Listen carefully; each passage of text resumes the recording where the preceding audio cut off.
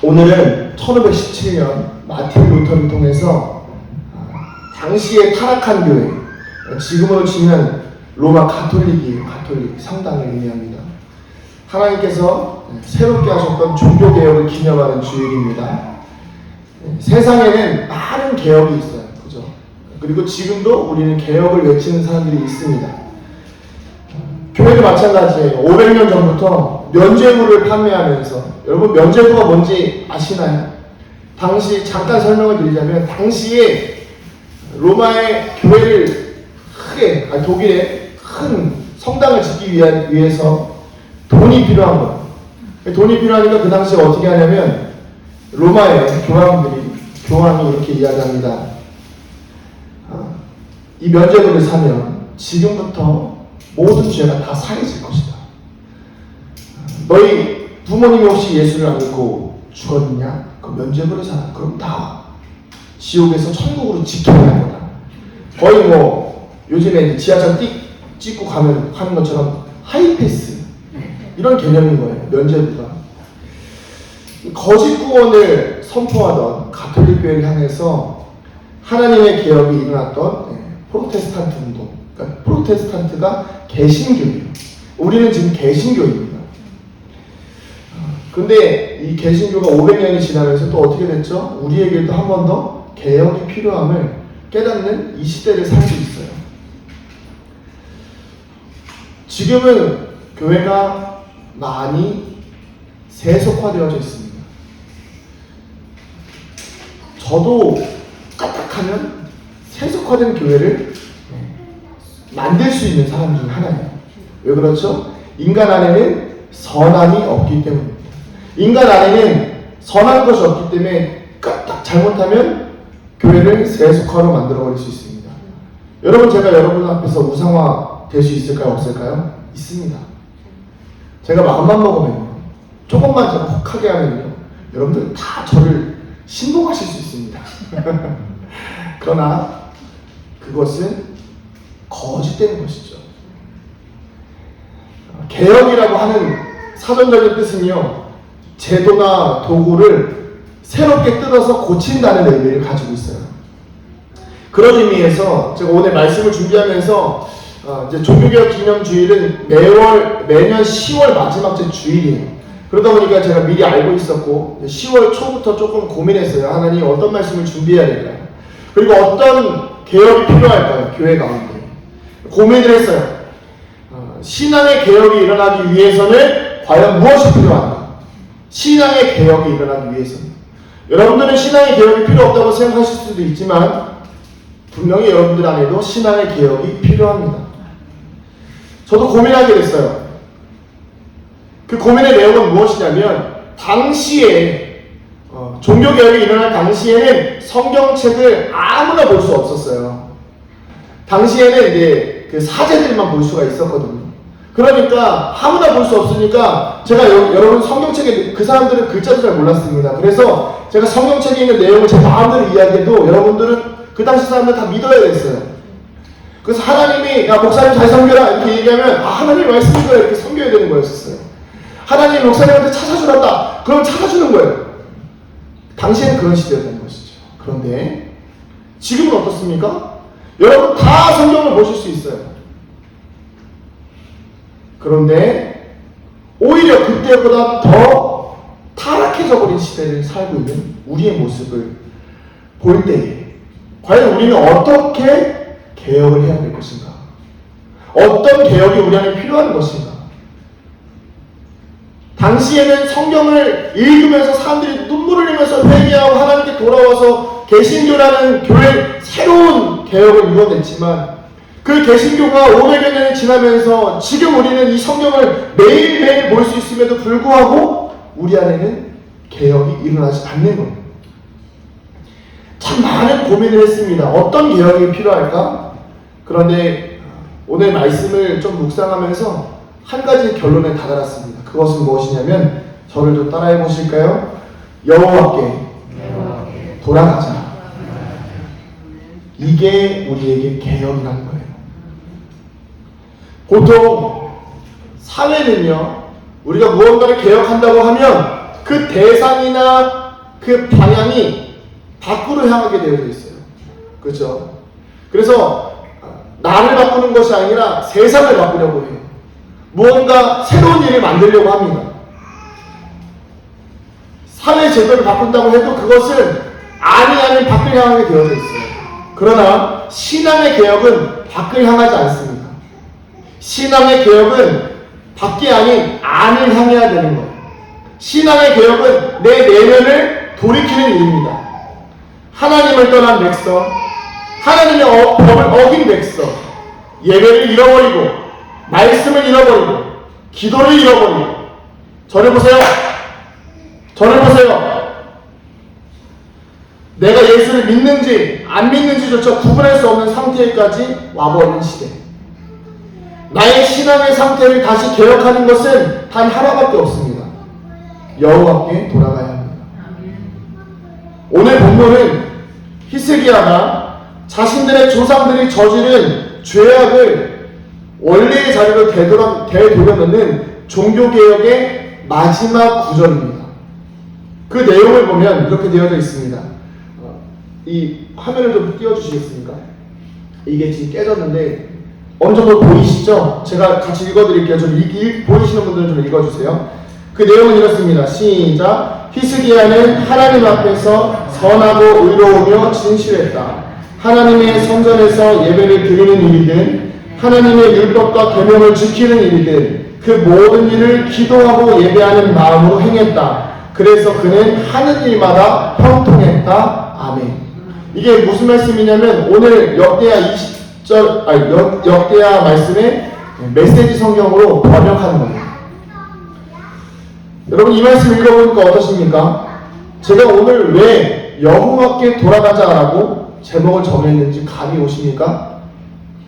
본문을 읽어보면 그냥 우리 신앙생활이에요. 그렇죠? 뭐 내용이 어떻습니까? 어렵지 않죠? 하나님 앞에서 선하고 의로우며 신실했다. 성전에서 예배를 드렸다. 하나님의 율법과 계명을 지키는 일이든 모든 일이든 기도하고 예배하는 마음으로 생활했다. 여러분 이게 굉장히 뭔가 특별한 일입니까? 아니요. 예수 믿는 사람에게는 너무나 당연한 일이에요.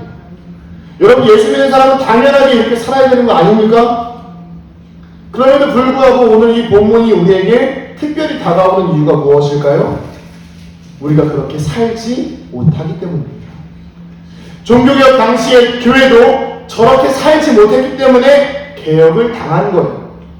개혁을 했으면 그 이후의 교회도 마땅히 선하고 의롭고 진실한 삶을 살아야 되고 모든 일을 하나님께 묻고 기도하는 삶을 살아야 되며 어떤 어려움도 믿음으로 뚫고 나아가는 형통을 경험해야 하는데 그러지 못하기 때문에 오늘날 이 은강교회와 한국교회가 다시 한번 심각한 영적인 위기에 빠졌다는 것입니다.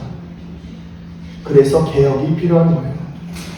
신앙의 개혁은 무언가를 새롭게 변화시키는 것이 아니라 다시 하나님께로 돌아가는 것입니다. 저를 좀 따라해 보실까요? 다시 하나님께 돌아가자. 그래서 오늘 우리가 말씀을 통해서 다시 한번 회개하고 여호와께 돌아가기를 간절히 소원합니다. 오늘 말씀을 나누려면 먼저 히스기야의 아버지인 아하스 왕, 이 히스기야가 개혁을 했으면 그 전 세대가 엄청 악했다는 얘기잖아요. 그 아하스 왕이 얼마나 악한 사람이었는지를 알아야 합니다. 그래서 말씀을 좀 제가 여기다 PPT에다 준비했는데 너무 길어가지고 같이 한번 읽어보도록 하겠습니다. 열왕기하 16장 10절에서 16절입니다. 시작. 아하스 왕이 아수르의 왕 디글랏빌레셀을 만나러 다메섹에 갔다가 거기 있는 제단을 보고 아하스 왕이 그 제단의 모든 구조와 제도의 양식을 그려 제사장 우리야에게 보냈더니 아하스 왕이 다메섹에서 돌아오기 전에 제사장 우리야가 아하스 왕이 다메섹에서 보낸 대로 모두 행하여 제사장 우리야가 제단을 만든지라. 왕이 다메섹에서 돌아와 제단을 보고 제단 앞에 나아가 그 위에 제사를 드리되 자기의 번제물과 소제물을 불사르고 또 전제물을 붓고 수은제 짐승의 피를 제단에 뿌리고 또 여호와의 앞 곧 성전 앞에 있던 놋 제단을 세 새 제단과 여호와의 성전 사이에서 옮겨다가 그 제단 북쪽에 그것을 두니라. 아하스 왕이 제사장 우리아에게 명령하여 이르되 아침 번제물과 저녁 소제물과 왕의 번제물과 그 소제물과 모든 국민의 번제물과 그 소제물과 전제물을 다 이 큰 제단 위에 불사르고 또 번제물의 피와 다른 제물의 피를 다 그 위에 뿌리라. 오직 못 제단은 내가 주께 여쭌 일에만 쓰게 하라 하매 제사장 우리아가 아하스 왕의 모든 명령대로 행하였더라. 아멘. 이 말씀의 내용이 뭐냐면요, 히스기야의 아버지인 아하스 왕은 아주 악한 왕이었습니다. 아주 악한 왕. 근데 여기서 악하다는 개념은 무엇이냐면 하나님을 버린 자라는 거예요. 하나님을 떠난 사람의 개념이라는 것입니다. 그래서 이 아하스 왕은 어떤 일을 했냐면 하나님을 섬기는 일에 전력하기보다는 세상에 권력이 있는 사람들에게 붙으려고 노력했어요. 그래서 그들이 섬기는 신을 따르기 시작했습니다. 방금 읽었던 내용을 요약하자면 그렇습니다. 먼저 이미 유다에 하나님의 성전이 있음에도 불구하고 다메섹의 제단 양식을 가지고 와서 제단을 만들어버립니다. 왜 그랬을까요? 그 다메섹이라는 나라가 굉장히 세 보이기 때문에 그 나라가 섬기는 왕이, 그 나라가 섬기는 신이 강해 보이는 거예요. 그러니까 어떻게 하죠? 야, 그래, 이거 좋다. 이거 우리 저기 나라에다 좀 세워야겠다. 그래서 제사장 우리아에게 제단을 만들어 놓으라고 이렇게 서신을 보내는 거예요. 그리고 나서 성전을 다 제단이라 만들어 놓으니까 어떻게 해요? 하나님의 성전 안에 있는 기물을 죄다 빼다가 그 제단에다 갖다 놓는 거예요. 하나님을 더 이상 하나님으로 여기지 않고, 하나님을 유일신으로 섬기지 않고, 하나님을 외면하고 버린 거죠. 그리고 또 어떻게 합니까? 매일 하나님께 드려야 되는, 그 율법에 적혀있는 하나님께 드려야 되는 번제와 소제들을 하나님의 제단이 아닌 그 다메섹의 우상을 따라 만들어 놓은 제단에서 매일 바치는 거예요. 아하스 왕이 이렇게 한 이유가 무엇일까요? 다메섹이 자신의 나라보다 강하니까, 자신이 섬기는 하나님보다 그들이 섬기는 신이 더 강해 보이는 거예요. 그러니까 하나님을 헌신짝거리듯이 버리는 겁니다. 너는 나 외에는 다른 신들을 내게 두지 말라. 하나님의 말씀을 아주 가볍게 무시하는 것입니다. 여러분, 우리도 이렇게 살지 않습니까? 하나님을 믿는다고 하면서도 세상에 주는 유익이 더 좋으면 그곳에 마음을 두고 살아갑니다. 나에게 구원을 베푸시는 하나님은 그 하나님의 은혜보다는 당장 내 눈앞에 더 좋은 것, 물질, 건강, 성공, 권력, 야망을 위해서 보이는 사람에게 마음을 두고 그들을 섬깁니다. 보이지 않는 하나님은 보이지 않으니까 두려워하지도 않고 신경도 안 쓰더라는 거예요. 이게 우리의 영적 실체입니다. 거기에 또 있습니다. 역대하 28장 22절에서 25절입니다. 같이 한번 읽어볼게요. 시작. 이 아하스 왕이 본고할 때에 더욱 여호와께 범죄하여 자기를 친 다메섹 신들에게 제사하여 이르되 아람 왕들의 신들이 그들을 도왔으니 나도 그 신에게 제사하여 나를 돕게 하리라 하였으나 그 신이 아하스와 온 이스라엘을 망하게 하였더라. 아하스가 하나님의 전의 기구들을 모아 하나님의 전의 기구들을 부수고 또 여호와의 전 문들을 닫고 예루살렘 구석마다 제단을 쌓고 유다 성읍 각 성읍에 산당을 세워 다른 신에게 분향하며 그들의 조상의 하나님 여호와를 진노하게 하였더라. 아멘. 아하스가 어떻게 했죠? 다메섹의 신들의 제단이 너무 멋져 보이니까 그걸 갖다 놨어요. 그런데 이 다메섹의 신들이 아주 강해 보이니까 자기가 그 신들을 섬기면 그 신들이 자기를 지켜줄 줄 알았어요. 그런데 오히려 어떻게 됐죠? 그 신들로부터 이스라엘을 망하게 만드는 결과를 초래합니다. 그런데 자기가 잘못해놓고 그 분노를 누구한테 표출합니까? 여호와의 성전에다가 표출을 해버려요.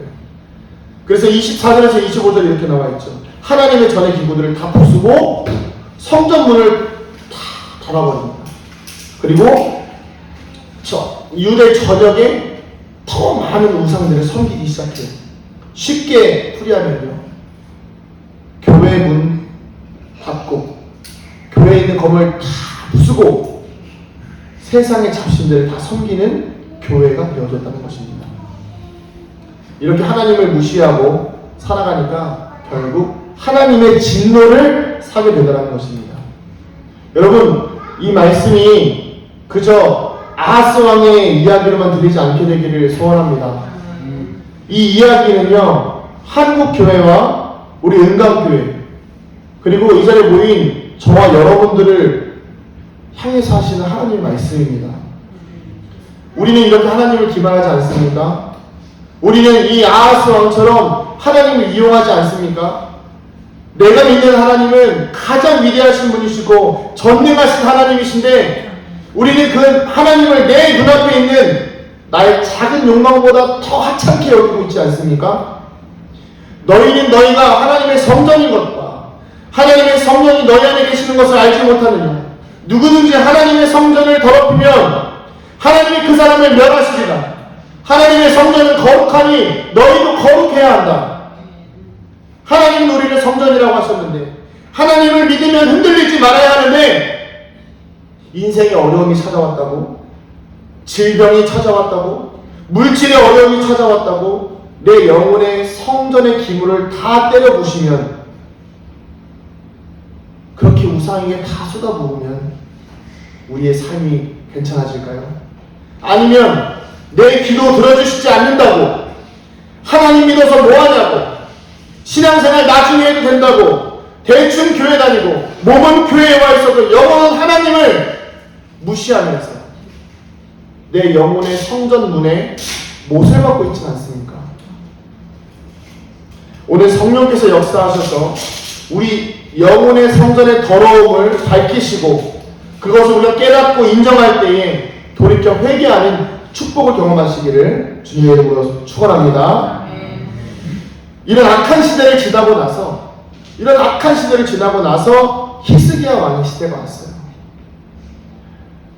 여러분, 교회가 무너지고 세상의 모든 성전의 문이 다 닫혔다고 생각해 보세요. 얼마나 암울합니까? 근데 그 시대가 지나고 나서 히스기야 왕의 시대가 왔어요. 보통 부모가 악하면요, 자녀도 악합니다. 부전자전이라는 말도 있잖아요. 그죠? 모전자전도 있고. 부모는 자녀는 부모의 거울이기 때문에 부모가 악하게 살면요, 자녀도 악하게 살아가요.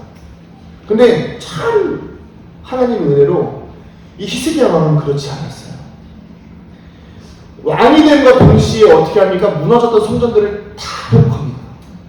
그리고 예배를 회복합니다. 유월절을 지킵니다. 모든 산당과 우상의 제사들을 다 무너뜨려요. 그리고 제사장과 레위인들의 조직을 정비합니다. 그리고 헌금이나 헌물 등 성전 안에 있던 모든 예산과 그런 기물들도 올바르게 사용하기 시작한다는 거예요.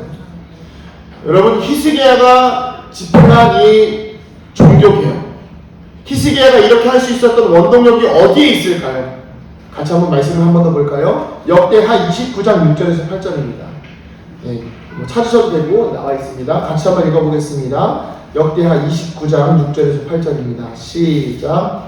우리 조상들이 범죄하여 우리 하나님 여호와 보시기에 악을 행하여 하나님을 버리고 얼굴을 돌려 여호와의 성소를 등지고 또 낭실 문을 닫으며 등불을 끄고 성소에서 분향하지 아니하며 이스라엘의 하나님께 번제를 드리지 아니하므로 여호와께서 유다와 예루살렘에 진노하시고 내버리사 두려움과 놀람과 비웃음거리가 되게 하신 것을 너희가 똑똑히 보는 바라. 아멘. 여러분, 히스기야는 유다가 무너지게 된 이유를 단번에 파악합니다. 그게 무엇이죠? 하나님을 떠난 거예요. 하나님의 백성이 하나님을 떠나니까 한 개인이 무너지는 것이 아니라 나라 전체가 무너져요. 그렇기 때문에 히스기야는 유다가 회복되는 길, 자신의 나라가 다시 살아나는 길, 자신들이 무너진 그 삶이 새로워지는 길은 다시 하나님께로 돌아가 하나님만 섬기고 하나님만 따르는 삶이라고 믿고 있었던 거예요. 히스기야의 개혁은 다른 것에 있지 않았어요. 오직 성전과 예배 회복에만 중심이 되어져 있습니다. 우리가 조금 전에 29장 읽었죠? 근데 오늘 말씀에 보면 31장까지 나와 있잖아요. 한 두세 장에 걸쳐서 무엇에 집중하고 있습니까? 성전 회복과 예배 회복에 집중하고 있다는 거예요. 그래서 히스기야가 하나님께만 집중하자, 하나님께 예배드리고 성전을 회복하는 데에 집중하고 하나님의 마음에 들게 하려고 그렇게 살아가려고 노력하자 하나님께서 그와 함께 하셨다고 이야기합니다. 그리고 하나님께서 그 히스기야를 형통하게 하셨다고 합니다. 그래서 그가 통치하는 기간 동안에 모든 외세 침략을 막아냅니다. 그리고 심지어 자신이 죽을 병에 걸렸음에도 불구하고 하나님께 기도했더니 15년이나 생명이 연장되어지는 놀라운 기적을 맛보았다는 거예요. 여러분, 하나님은 은혜의 하나님이셔서 우리가 하나님께로 돌아가면 반드시 용서해 주십니다. 그리고 하나님은 사랑의 하나님이셔서 우리를 끝까지 기다려 주십니다. 그러나 하나님은 정의의 하나님이셔서 만일에 우리가 하나님을 떠나면 그리고 돌아오지 않으면 반드시 죄의 값을 지불해야 합니다. 죄의 싹은 사망이요, 그 이후에는 심판이 있습니다. 여러분, 우리가 하나님의 진노를 피하는 길은 하나님께로 돌아와서 하나님 중심의 삶을 사는 것입니다. 우리가 하나님을 믿고 살아갈 때 우리의 삶이 하나님 중심으로 살아가지는 것은 당연한 것이죠. 여러분, 우리가 예수를 믿고 나서 뜨겁다가 예수를 믿고 나서 잘 생활하다가 점점 시간이 지나면서 식는 이유가 무엇입니까? 제가 수요일에 좀 이야기했어요. 그것은 바로 내 중심의 신앙관 때문에 그래요. 내 중심의 신앙관. 나를 구원해 주신 은혜에 감사하지만 시간이 지나면서 인생 내 마음대로 안 돼요. 내 기도 안 들어주세요. 실망하고 그러다 보니까 우상을 찾아요. 건강을 찾습니다. 어려운 일 당하면 하나님이 아닌 나를 도와줄 누군가를 찾는 거예요. 그러다 보니까 하나님이 멀어질 수밖에 없다는 것입니다. 하나님이 미워질 수밖에 없는 거예요. 왜 내 기도 안 들어주세요? 이 모습이 내 나라 안 지켜준다고 우상 섬기고 성전 때려부시는 아하스 왕이랑 다를 게 뭐가 있습니까? 그러나 여러분, 우리가 예수를 믿는다는 것은 더 이상 내 삶의 주인이 내가 아님을 인정하는 거예요. 그리고 내 마음의, 내 영혼의 주인의 자리를 예수님께 내어드리는 것입니다. 물질도, 건강도, 염려도, 기쁨도, 슬픔도 다 주님께 내어드리는 거예요. 내 뜻대로 안 돼도 주님 뜻대로 되면 할렐루야! 감사가 나와야 되는 거예요. 아무리 기도해도 하나님이 원하시는 것을 주시지 않으면 아유, 하나님 안 계시는구나, 이게 아니라 내가 구해도 주시지 않는 것은 하나님께서 원하시는 것이 아니구나, 그래서 안 주시는 것이구나, 이렇게 믿음으로 받아들이는 것이 예수님 중심의 삶을 사는 것입니다. 이렇게 살아가면 삶에서 은혜가 넘칠 수밖에 없습니다. 모든 예배의 순간에 감사와 찬양이 흘러나올 수밖에 없어요. 바울은 그 구원의 은혜를 날마다 찬양하지 않았습니까? 오죽했으면 감옥에서도 찬양했어요. 우리도 하나님의 은혜 가운데 날마다 생수의 강이 넘치는 삶을 살아가길 소원합니다. 그리 아니하실지라도 감사하고 감격했던 그 다니엘의 세 친구들처럼 믿음으로 사는 우리가 되기를 축복합니다. 이렇게 히스기야를 비롯해서 하나님 중심의 삶을 살기를 원하는 이 사람들을 하나님은 모른 척하지 않으셨다는 게 굉장히 중요합니다. 같이 한번 말씀을 볼까요? 이 말씀이 되게 중요한 말씀이에요. 우리가 보통 하나님의 뜻대로 살아가면 하나님이 우리를 외면하시는 믿음으로 반응해야 될 말 이렇게 생각하실 수 있잖아요. 그런데 아주 굉장히 중요한 말씀이 하나 있습니다. 역대하 29장 32절에서 36절인데요. 이 장면은 무엇이냐면 6월절 제사를 드리기 위해서 회중들이 하나님 앞에 제물을 가지고 오는 장면입니다. 그리고 제물을 드리기 위해서는 제사장들의 어떤 이런 거룩함이 필요해요. 자, 그걸 염두에 두시고 읽으면 되겠습니다. 32절부터 함께 읽겠습니다. 시작.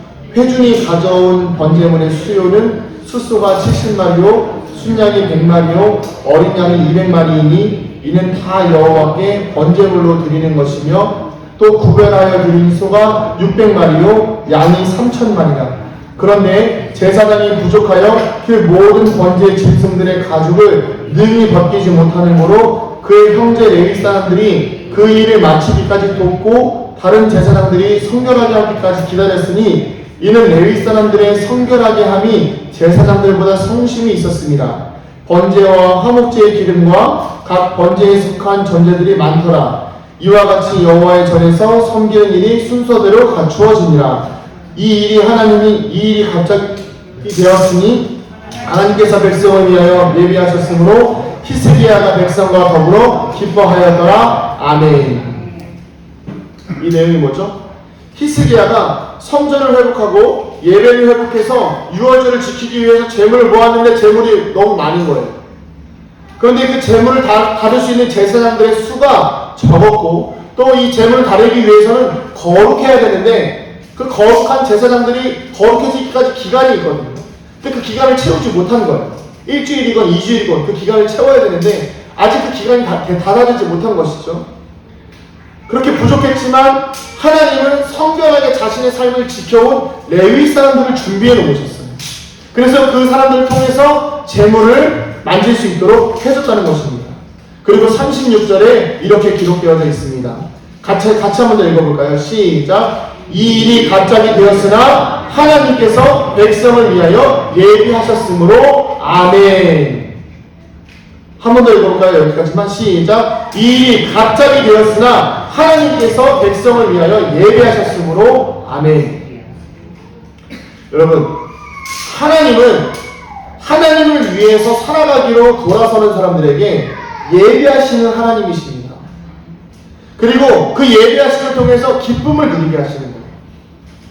우리가 마음을 돌이켜 하나님께 돌아가면, 우리가 우리의 죄가 아무리 많아도 하나님께 돌아가면 하나님께서는 우리를 위해서 예비해 놓으신 하나님의 것들을 보여주실 것입니다. 주목할 만한 표현이 있는데 바로 갑자기라는 거예요. 갑자기. 여러분 혹시나 어려움을 겪고 계십니까? 그것으로 인해서 하나님을 떠나셨습니까? 여호와께로 돌아오십시오. 하나님이 갑자기 여러분들의 삶을 이끌어 가실 것입니다. 우리에게는 갑자기 일어나는 일처럼 보일 수 있어요. 우리가 하나님께로 돌아오면 갑자기 우리에게 좋은 일이 생기는 것처럼 느껴질 수 있습니다. 그러나 그것은 우리에게는 갑자기 여겨질 수 있지만 하나님은 이미 예비해 놓으신 여호와 이레의 하나님, 우리를 위해서 예비해 놓으신 것들을 주시는 하나님이시라는 것입니다. 중요한 포인트가 하나 있는데, 여러분, 우리가 하나님께서 우리에게 좋은 것들을 주실 것이다 라고 생각하면 나를 위한 물질, 나를 위한 건강, 세상의 성공, 이런 것들을 생각하기 쉽습니다. 그러나 그것들이 아니에요.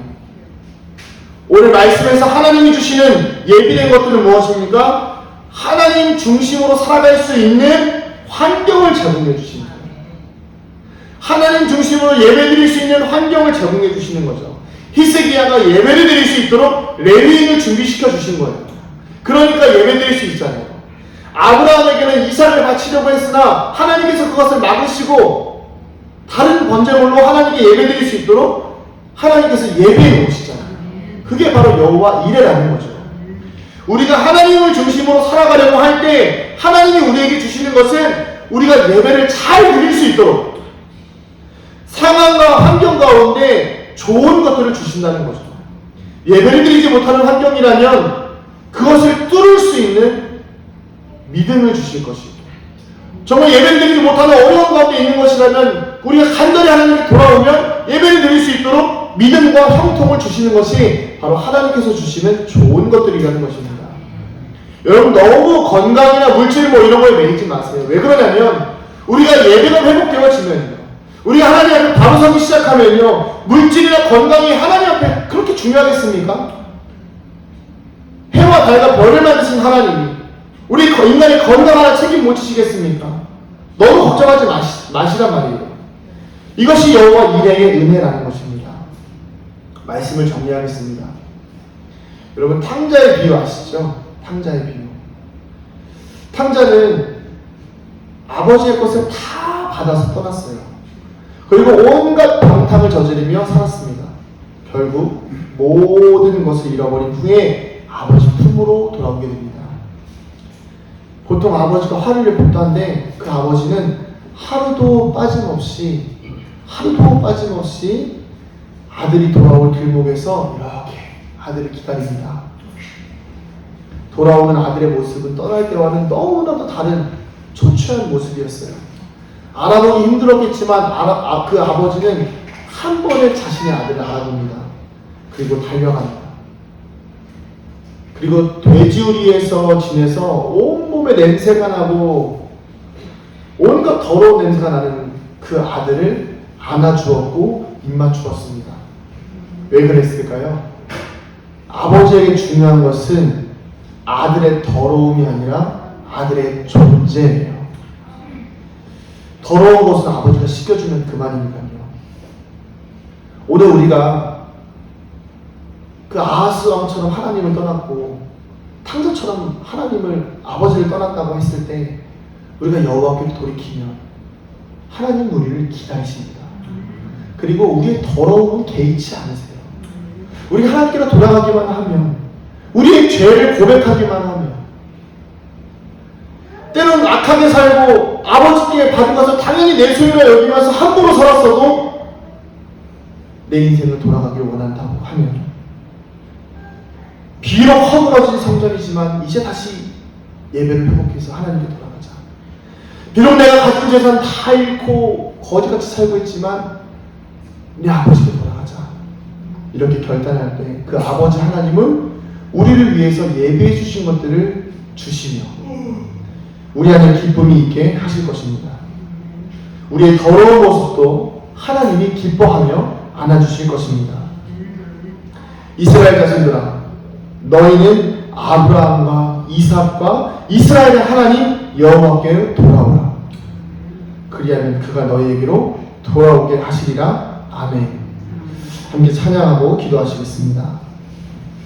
오늘 찬양은 여호와께 돌아가자라는 찬양입니다. 같이 찬양하시면서 우리가 하나님께 주님, 내가 주님 돌아가길 원합니다. 주님 나를 붙잡아 주시옵소서. 소망하는 마음으로 찬양하겠습니다.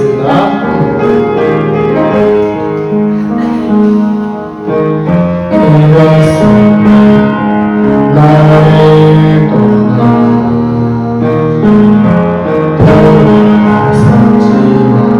내 사랑이 내 백성을 내 사랑 내 백성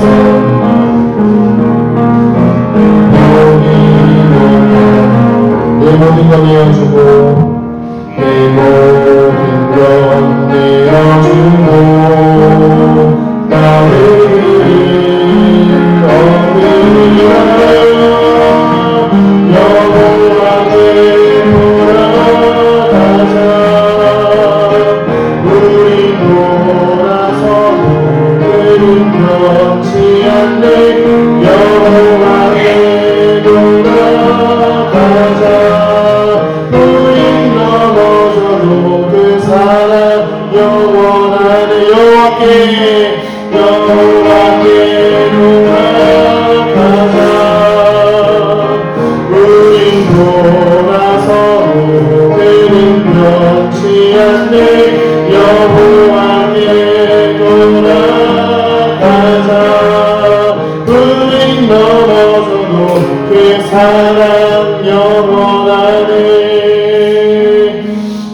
기도하며 나아가실 때 하나님, 내가 주님께 돌이키기를 원합니다.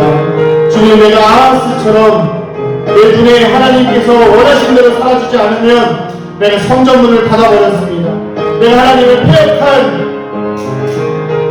우상처럼 섬기며 무시하며 살았습니다. 주님, 나를 용서하여 주시고 내 있는 모든 죄악들을 용서하여 주시고 아버지, 내가 이 시간 주에게 돌아가기를 원합니다. 주여 나를 구원하여 주시고 주여 나를 다시 주님의 자녀로 삼아 주시옵소서. 우리 주님의 한번 부르며 기도하시겠습니다. 주여 아버지 역사하여 주시옵소서. 하나님 내 안에 있는 모든 죄악을 고백합니다. 하나님 내가 하나님을 기만하였습니다. 내가 하나님을 없는 것처럼 생각하며 살았습니다. 내가 하나님을 무시하며 살았습니다. 내가 하나님 앞에서 함부로 살았습니다. 하나님을 믿는다고 하면서 하나님의 성전이라고 하면서 하나님 나의 육신과 나의 육체를 하나님 나의 삶을 더럽게 살았습니다. 우상을 섬기며 살았습니다. 하나님 건강과 재물과 물질에 눈이 멀어 살았던 나의 인생을 용서하여 주시고 아버지 이제 다시 한번 주님께로 돌아가기를 원합니다. 하나님 내가 예배가 회복되는 삶을 살게 하여 주시옵소서. 하나님 중심의 삶을 살아가게 하여 주시옵소서. 내가 예수 믿고 나서 내 마음대로 살아가는 것이 아니라 하나님 중심의 삶, 하나님께 묻고 하나님께 질문하고 하나님의 말씀대로 살아가는 인생 되게 하여 주시옵소서. 모든 일을 행함에 있어 기도하는 삶을 살게 하여 주시고 모든 일을 행함에 있어 주의 음성을 따라 살아갈 수 있도록 성령으로 역사하여 주시옵소서. 우리가 주님께 돌아갈 때 주의 은혜를 외면하지 않으실 줄을 믿습니다. 우리가 주님께로 돌아갈 때 주의 은혜를 버리지 않으실 줄을 믿습니다. 주여 주의 진노가 임하기 전에 주의 진노가 일어나기 전에 우리를 품어주시고 주의 진노가 일어나기 전에 우리를 사랑하여 주시옵소서. 아버지 역사하여 주시옵소서. 우리 시간 한 번 더 같이 기도하실 텐데 여러분 회개해야 됩니다. 회개해야 됩니다. 내가 죄가 없는 것 같습니까? 내가 아무런 문제 없이 신앙생활하는 것 같습니까? 그렇게 하다가 종교개혁이 일어나는 거예요. 그렇게 하다가 교회가 무너져 버린 겁니다. 나는 아무런 죄가 없는 것 같이 사는 것처럼 사니까 내 속에 있는 썩어져가는 것들은 아무것도 보지 못하고 살아가니까 그렇게 살아가니까 하나님이 진노하시는 거예요. 여러분 이 시간 다시 한번 기도하기 원합니다. 회개합시다. 하나님 내 죄가 드러나게 하여 주시옵소서. 내가 또 하나님을 무시했습니다. 하나님 없이 살았습니다. 아무렇지도 않게 내가 교회 생활하는 게 당연한 것처럼 하나님이 없는 것처럼 교회 생활했습니다. 하나님을 무시하며 살았습니다. 세상군의 풍조와 세상에 따라가며 살았습니다. 주여 용서하여 주시옵소서. 내 안에 거룩한 하나님의 전을 세우지 못하고 내 안에 더러운 우상의 재단을 쌓고서 내가 하나님을 섬겼다고 살아냈습니다. 주여 용서하여 주시옵소서. 우리 다시 한번 회개하며 기도하며 나아갑니다. 우리 주의 이름으로 기도하겠습니다. 주여 주여 하나님 우리를 용서하여 주시옵소서. 하나님 내가 하나님을 기만하며 살았습니다. 내가 하나님의 존재를 부정하며 살았습니다. 우리가 하나님의 존재를 외면하며 살았습니다.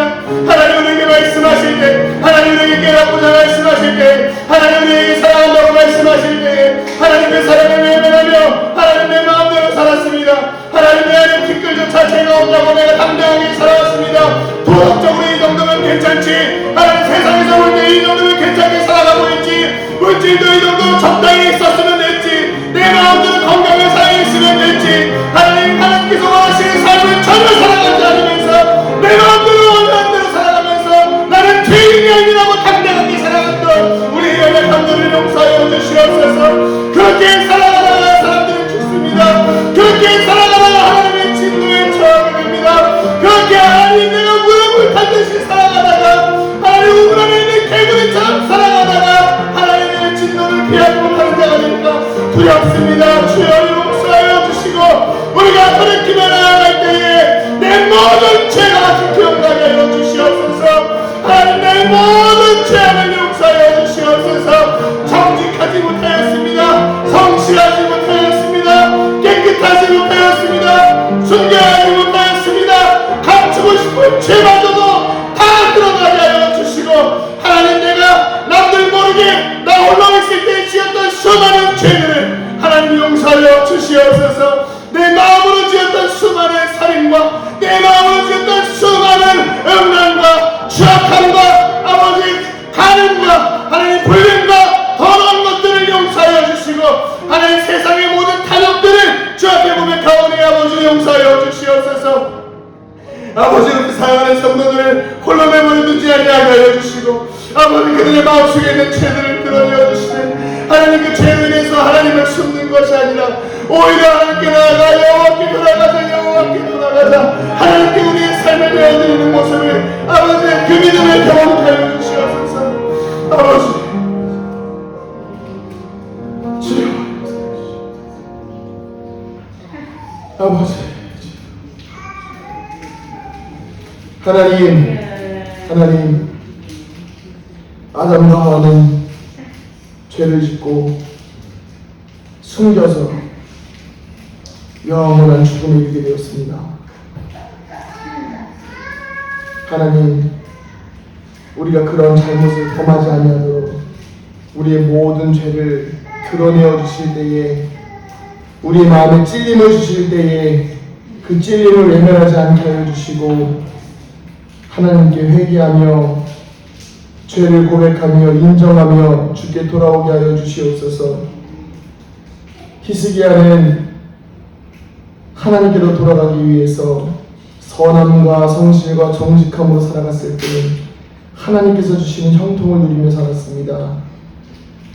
그 아버지는 자기 마음대로 살다가 하나님의 성전을 다 부셔버리고 심지어 성전문에다가 못까지 박으며 그렇게 죽음을 맞이했습니다.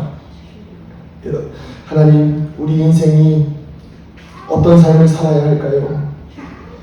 주님 앞에서 책망받지 않는 삶, 그것은 여호와께 돌아가는 것밖에 없음을 고백합니다. 오늘 우리 안에 새로운 개혁을 허락하여 주시옵소서. 새로운 바람을 일으켜 주시옵소서. 성령의 역사가 일어나는 곳에는 회개의 운동이 먼저 일어난다고 하였습니다. 회개는 부끄러운 것이 아니라 여호와께 돌아가기 위한 가장 첫걸음임을 기억하게 하여 주시고, 우리가 주님 앞에 그렇게 돌아갈 때에 우리 은강교회 가운데에, 또한 한국교회 가운데에 새로운 회개의 물결, 변화의 바람이 불 줄로 믿습니다. 주여 역사하여 주시옵소서. 감사드리며 이 모든 말씀 살아계신 예수님의 이름으로 기도드립니다. 아멘. 이제는 우리 주 예수 그리스도의 은혜와 하나님 아버지의 무한하신 사랑하심과 성령님의 감화, 감동, 결동 충만하신 은혜가 여호와께 돌아가길 원하는 이 자리의 머릿속에 사랑하는 주의 자녀들의 머리 위에, 우리 은강교회 위에, 이 한국교회 위에 이제로부터 영원토록 함께 하시기를 간절히 축원하옵나이다. 아멘.